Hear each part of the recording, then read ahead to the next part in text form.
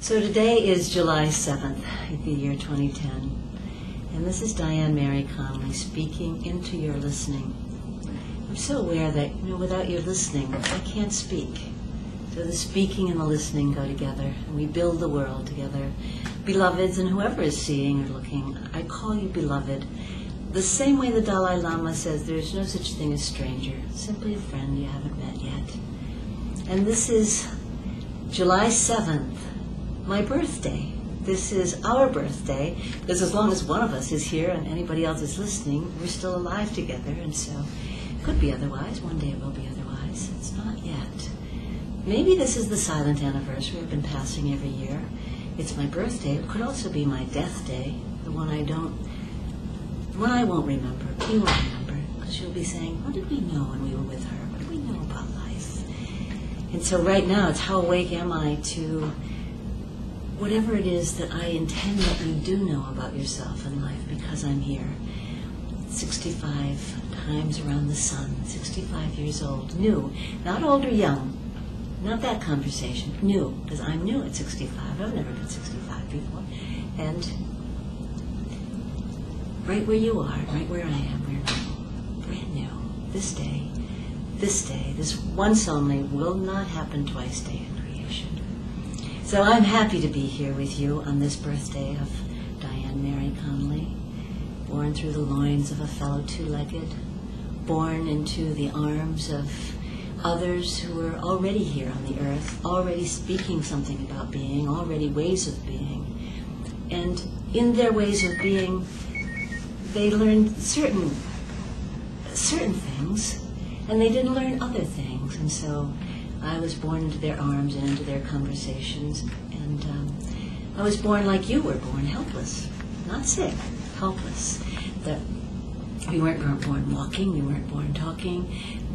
The reason we're here right now is because somebody took care of us when we were little, because we couldn't take care of ourselves.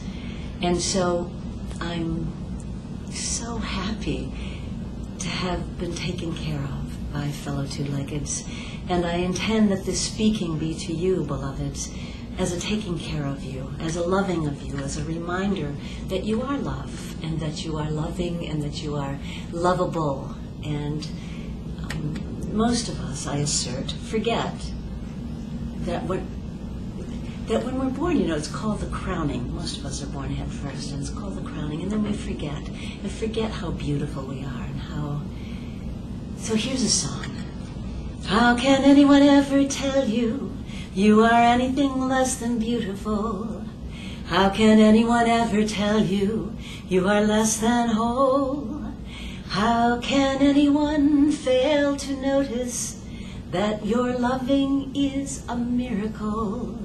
How deeply you're connected to my soul. And I mean that, beloved. I didn't write that. I have heard Kay Drucker sing it. We have sung it here at Thai Sophia Institute, this watering hole, this great good place where conversations big enough to live in are held, and where we realize deeply and profoundly that we're not here for the sake of ourselves. That I'm sitting here not alone. I've never been alone, nor have you. That who's sitting here with us are the ancestors, the tribes we've come from.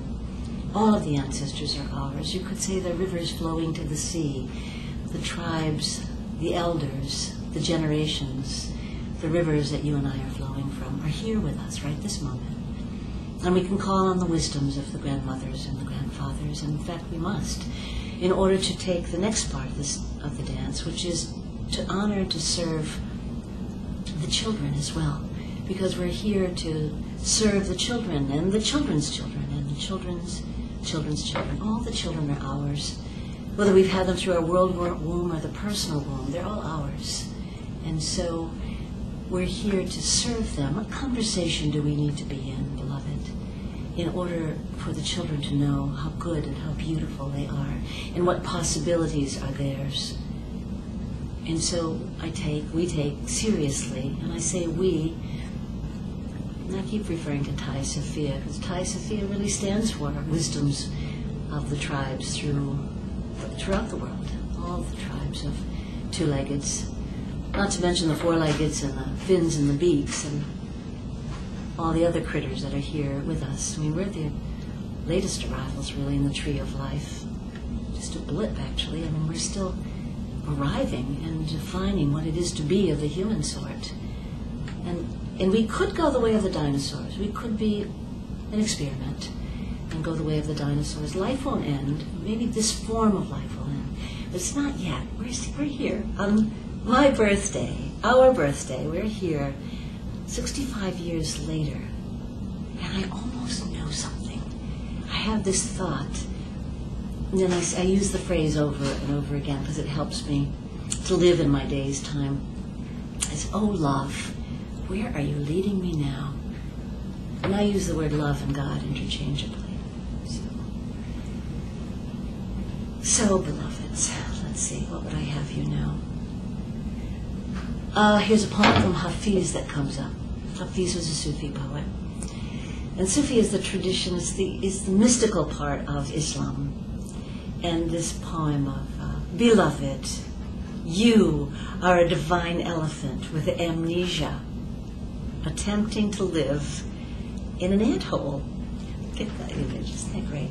You are a divine elephant with amnesia, attempting to live in an anthole. Sweetheart, oh sweetheart, you are God in disguise.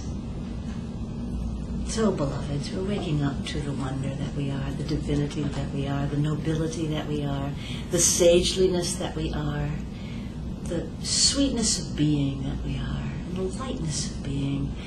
You know, the Cherokee's definition of medicine is anything that helps someone else live, anything that helps someone else go from birth to death more easily. And one of the greatest of medicines is a smile.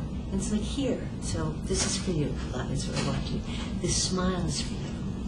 And I mean it. And it is good medicine. Smile on one another. Don't hold them back. You might say, well, I don't feel like smiling. Well, see, don't let you feel like smiling. Because it's good medicine. And besides, I will never see this face. You will never see yours. These eyes see that face. Those eyes see this face. We are only seeing each other by our reflections and by our listening and our speaking, building the world together. Because, beloveds, you and I are the ones who speak. We're the ones who word the world. It's our privilege and our duty to word the world. And so the question is, what am I wording? What am I saying? And is it big enough to live in? Is it big enough? Does it honor where I've come from, the tribes? Does it serve the next generation? What conversation am I having? I did this book called MedicineWords, Language of Love for the Treatment Room of Life. And I mean it. What are we speaking to one another? When my mother, our mother through me, our beloved mother, died, before she died, my brother Andy was I have 4 brothers, and my youngest one, Andy, and he would say, she's so beautiful, Dianne, she's so beautiful. And no matter what condition, you could say, like, you know, the chemotherapy bot, and what condition of, he would only ever say, she's so beautiful. A great and glorious human being, my brother Jack called her. And my sister Peggy said, Mom, wow, the wow of being. As she got close to death, it was so clear to us, you know, how beautiful we are, really, deeply and profoundly. And how, you know, we said to her, Mom, it'll be okay when you die. It will be okay. When love calls, you go ahead. And she said, well, that's good. And then she said, and don't forget, none of you are that far behind me. It's really a great reminder. Nobody's more mortal than anybody else, no matter how old you are, how much money you've got, or where you're from, or what condition somebody has said you have. Nobody's more mortal. We don't know which is first, our death or tomorrow. We do not know which is first, our death or tomorrow. We do know we're here now. And what we're doing here is creating these conversations like this. And I thank you, Chris, because you're actually putting this together. It's Chris's eye that put this on camera so that I could share with you the love that is mine to share with you.